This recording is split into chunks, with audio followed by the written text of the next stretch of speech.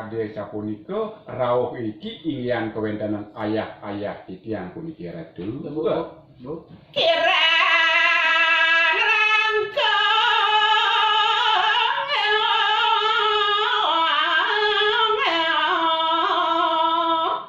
sampun pasti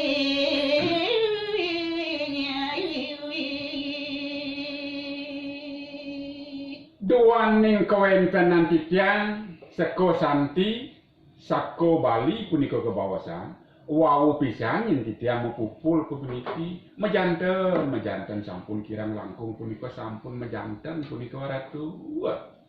rene titiang kare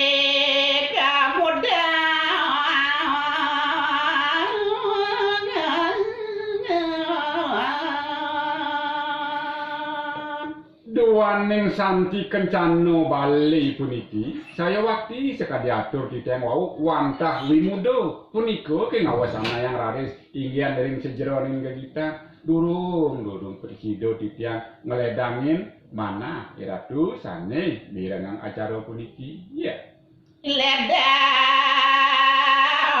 ratu ngampura ya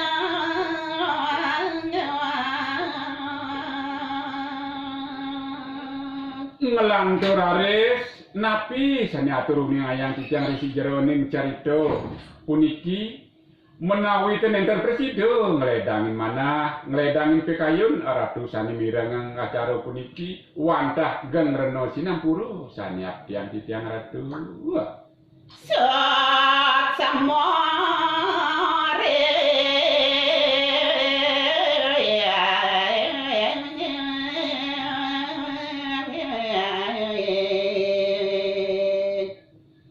ganteng Bali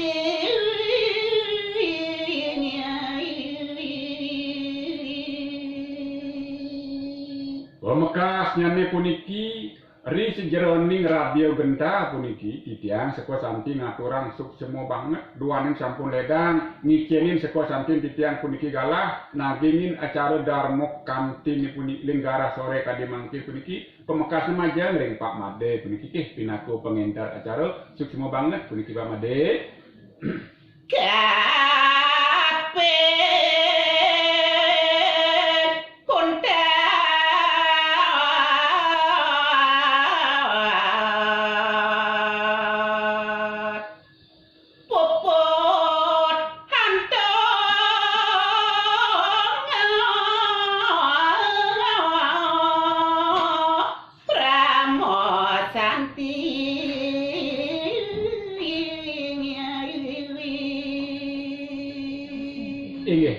Wantah sekalian sapunika ingin cerita segara rupek puniki sampun presido aturan titiang sekadi atur titiang sane sampun sane wawu puniki menawi enten presido ngledangin kayun ngledangin mana ratusan sane miragi wantah geng reno sinampuru sane abdiang titiang kaler majang ring sane powikan ledangan puniki nuntun sekian titiang nuntun seko Santi titiang mangga presido rari sangen titiang titi pengancan dari kalau titiang lanturan minokadi seko Santi titiang puniki ratu sane mangkin kuputan titiang untuk ngaturang pramo Santi. Om Santi Santi Santi. Oh.